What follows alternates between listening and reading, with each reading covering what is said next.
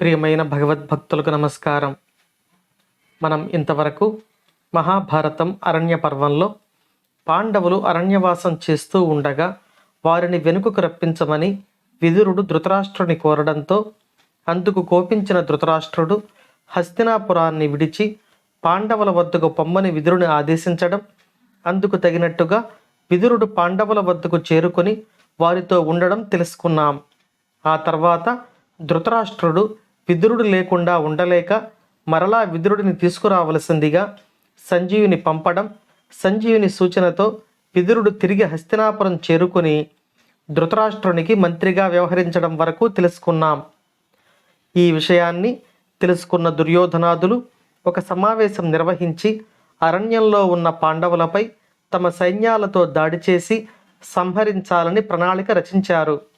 ఈ విషయాన్ని తన దివ్య దృష్టి ద్వారా తెలుసుకున్న వ్యాస మహర్షి హస్తినాపురం వచ్చి ఇది ధర్మం కాదు అని దుర్యోధనుడికి హితం చెప్పి ధృతరాష్ట్రుడితో ఇట్లా పలికాడు: తమ రాజ్యాన్ని జోదంలో పోగొట్టుకొని అడవుల్లో ఒంటరిగా నివసిస్తున్న పాండవులను చంపాలని నీ కొడుకు దుర్యోధనుడు తన సైన్యంతో పాండవులపై దాడి చేయడానికి ఆలోచిస్తున్నాడు.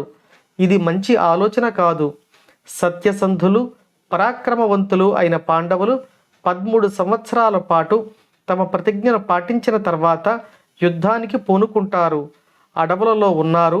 ఇదే సరైన సమయం. వారి వద్ద ఏ సైనికులు లేరు. వారిని చంపటానికి ఇదే సమయమని బయలుదేరుతున్న నీ కొడుకుకు పరాజయమే కలుగుతుంది. కాబట్టి నీవు నీ కుమారుడికి చెప్పి ఆ ప్రయత్నాన్ని మాన్పించు అని వ్యాస మహర్షి ధృతరాష్ట్రునికి సలహా ఇచ్చాడు. ఆ మాటలు విన్న ధృతరాష్ట్రుడు దుఃఖించి, నాకు, గాంధారికి, భీష్మునికి, విదురునికి, కృపునికి, ద్రోణునికి ఇష్టం లేకుండా చెడు జోదం జరిగింది. నేను ఏమి చేయగలను? పుత్రవాత్సల్యం వల్ల దుర్బుద్ధి అయిన దుర్యోధనుడిని వదలలేకున్నాను అని వ్యాసునితో పలుకగా వ్యాసుడు ఇట్లా పలుకుతున్నాడు: నీవు ఏ పుత్ర ప్రేమ గురించి చెబుతున్నావో అదే పుత్ర ప్రేమతో నేను నీ కుమారుల యొక్క క్షేమాన్ని కోరి వారి వినాశనం ఆపడానికి ఇక్కడికి వచ్చి నీతో ఇలా మాట్లాడవలసి వస్తోంది. నాకు పాండవులపై, కౌరవులపై సమానమైన ప్రేమ ఉంది. కానీ కౌరవులు అధర్మ మార్గంలో నడిచి వినాశనాన్ని చేరుకోబోతున్నారు అని వారికి ఆ మార్గం నుండి మరలించడానికి నేను వచ్చాను. తల్లిదండ్రులకు పుత్రుని యొక్క ప్రేమ మిక్కిలి గాఢమైనది. కుమారులు లేని వారికి ఎంత సంపద ఉన్నా మనశ్శాంతి లభించదు. పూర్వం ఆవులకు తల్లి అయిన సురభికి ఇంద్రునితో జరిగిన సంభాషణను నేను తెలియచేస్తున్నాను, విను అని ఇట్లా చెప్పసాగాడు. ఒకసారి సురభి ఇంద్రుడి వద్దకు వెళ్ళి కన్నీరు కారుస్తూ విలపించింది. దానికి ఇంద్రుడు జాలిపడి, ఇట్లా ఎందుకు ఏడుస్తున్నావు? అందరూ క్షేమమే కదా అని ప్రశ్నించాడు. అందుకు సురభి, 3 లోకాలను పరిపాలించే ఓ మహానుభావ, నీ వజ్రాయుధం రక్షిస్తూ ఉండగా 3 లోకాలలో ఉన్న జీవకోటి క్షేమంగానే ఉంది. నా ఒక్క సంతతి తప్ప అని పలికింది.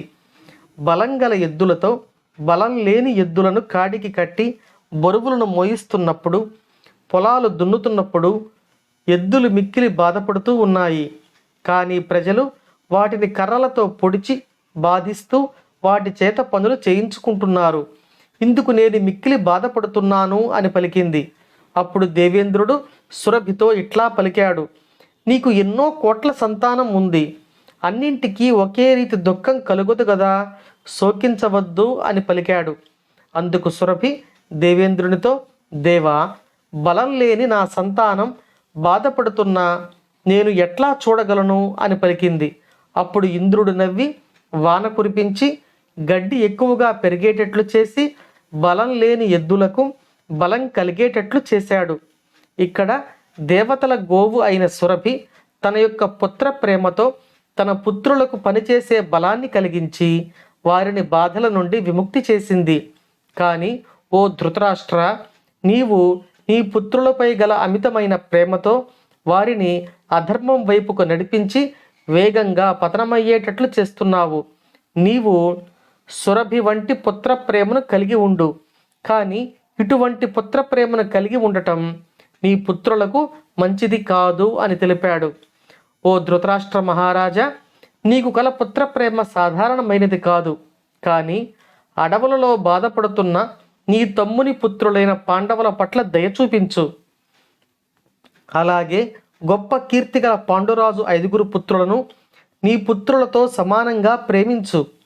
మంచివారి మైత్రి వలన చెడ్డవారు కూడా మంచివారవుతారు. ధర్మరాజుతో స్నేహంగా ఉంటే మీ కుమారుడైన దుర్యోధనుడు కూడా ధర్మ మార్గంలో నడిచి ప్రశాంతంగా ఉండగలడు. ధర్మరాజుతో దుర్యోధనుని మైత్రి అందరూ ప్రజలకు మేలు చేస్తుంది.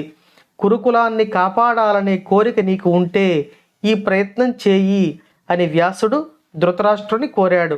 అందుకు ధృతరాష్ట్రుడు వ్యాసునికి నమస్కరించి, దుర్యోధనుడు నా మాట వినడు, కాబట్టి మీరే దుర్యోధనుడికి ఈ విషయం చెప్పండి అని పలికాడు.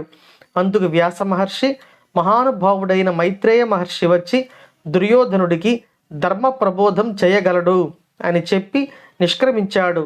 ఆ తర్వాత మైత్రేయ మహర్షి దుర్యోధనుడికి ఏ విధంగా ధర్మ ప్రబోధం చేశాడో మనం తర్వాతి భాగంలో తెలుసుకుందాం. ఓం నమో భగవతే వాసుదేవాయ.